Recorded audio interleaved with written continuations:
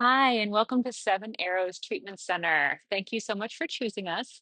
I'm Jackie Laco, a licensed professional counselor, but I'm also the equine assisted supervisor for Melissa, who you'll meet later on in the week. So, here at the facility, we have horses. I am going to demonstrate on my horses up in the city. But what you guys will do is, if you're interested in horses, you get paired with one of the horses from your herd. And then each day, you're welcome to clean the stall out. We can also help us maintain the horse as far as grooming him, kind of doing daily body checks to see if there's anything wrong with the horse. So I wanted to send you a little bit of information on equine behavior. So if you look right here, both of my horses are in the same stall. So the stall is the little area that they live. You can see the ear position. You can kind of see how their heads are in different levels. I'm going to teach you about the equine body language. Since horses are 1,000-pound prey animals, they can be a little bit dangerous at times. So there's a few things I want you guys to know just to be as safe as possible when working with these gentle giants. So if I were to go and clean a stall, out of these three stalls, the one with two horses, the one with no horse, and then with one with one horse in it. This is my little mini Zale over here. The best one would be to do is Zale. So you would want to go into Zale's stall because there's only one horse in there. If I were to choose the horse stall with two horses in it, it would put myself at risk. So you always want to make sure you would contact either Brian or Erica or Melissa if you needed to clean a stall and there were two horses in it so they could safely help you get one of the horses out. Because if I enter the stall, I put myself in a corner. And when we're working with horses, we always want to be somewhere where we can get out. This corner would be really unsafe for me. My only exit route would basically be to go through here. So, not the best. And then if that horse got upset with this horse, I would be smushed. So, you always want to be really, really aware of what you're doing, how you're doing it around horses. You want to be aware of where the horses are as well. So, before entering into a stall, I always make sure I can get in safely. So we're going to pretend there's only one horse in here.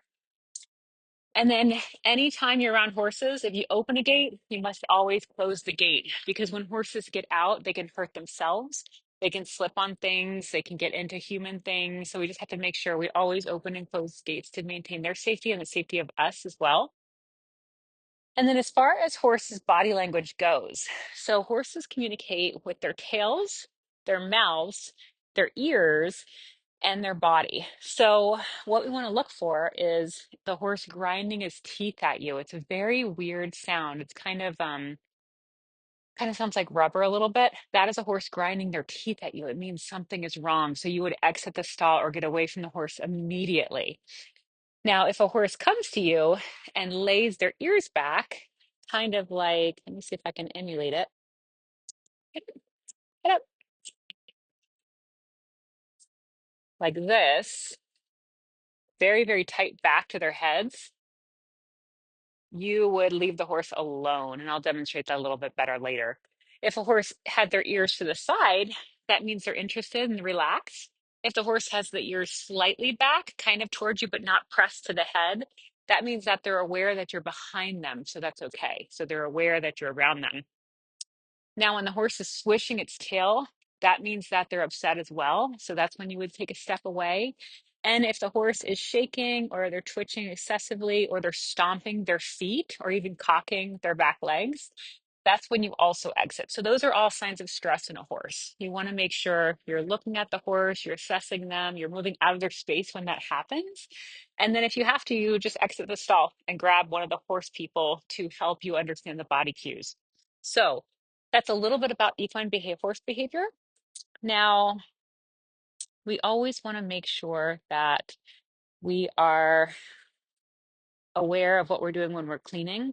So if we have a pitchfork and we're scooping up the horse manure, you want to make sure you're not bonking the horse. Because if I gently tap her, this might startle some horses and they could maybe kick at you. They could, maybe jump or run or smush you. So you just want to make sure, you're being really aware when you're cleaning the stall with the gate closed, of course. Now, there are some other things I want to teach you guys. When you are with the horses, they can be in a huge herd outside the stall. So if you're walking with them in the pasture or anything, and anything happens, the horses run or do anything, you're going to immediately put your arms up and ask the horses to move with your energy. So arms go up and you would go to the center of wherever you are. So whenever you want to move a horse, we don't typically move them with our hands much because they're 1,000 pounds. We're only, I don't know, buck 50. So we want to move them with our energy. So if I want these horses to exit the stall, or if I want a horse to get out of my space, I'll raise my hands up, kind of make sounds. So with these horses today, they're focused on food. But if you see, I'm raising my energy and I'm asking her to move.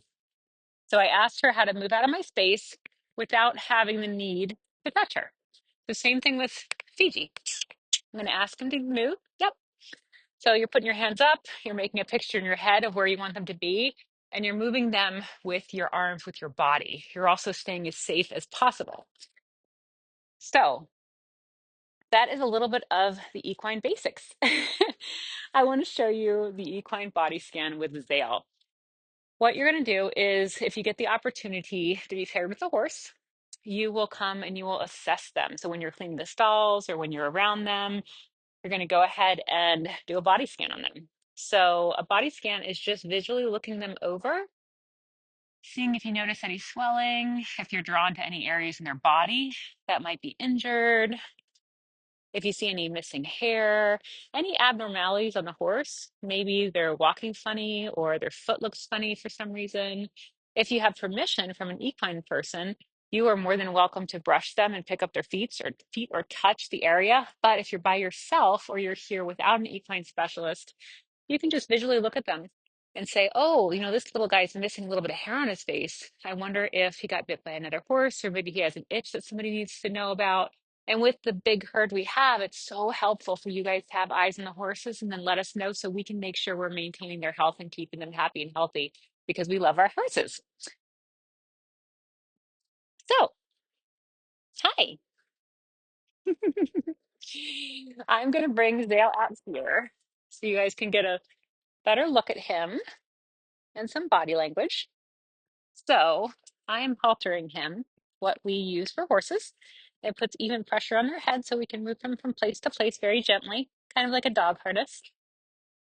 So I always go through gaits before horses. So it's always humans before horses in the gait world. And if you see, she is trying to eat things. So we're going to just gently redirect him and let him know it's not time for treats. And as you can see, he has a little bit of missing hair here. So I'm just going to make sure nothing's wrong with it, just kind of touching it and feeling him and assessing him and making sure everything is okay because I have the permission of the equine specialist. And I want to show you a little bit about his ears. Right now, his ears are back. He's listening to the road behind him. He's listening to something behind him. Now, if he were upset, his ears would be like that and his head would be up. So he would have this up head and his ears back. That is a get away from me now. I'm going to bite you kind of horse face. Swishing the tail gently could be a fly, but swishing the tail to where you hear it, thank you, Zale, would be I'm upset with you. Same thing with the stomping. You don't want to stomp for me? Okay. Also, breathing excessively. So you notice how his nostrils are just flaring a teeny tiny bit. If his nostrils were really flaring big, that's a good idea to get one of the equine specialists because that means that the horse is in a little bit of pain or a little bit of distress.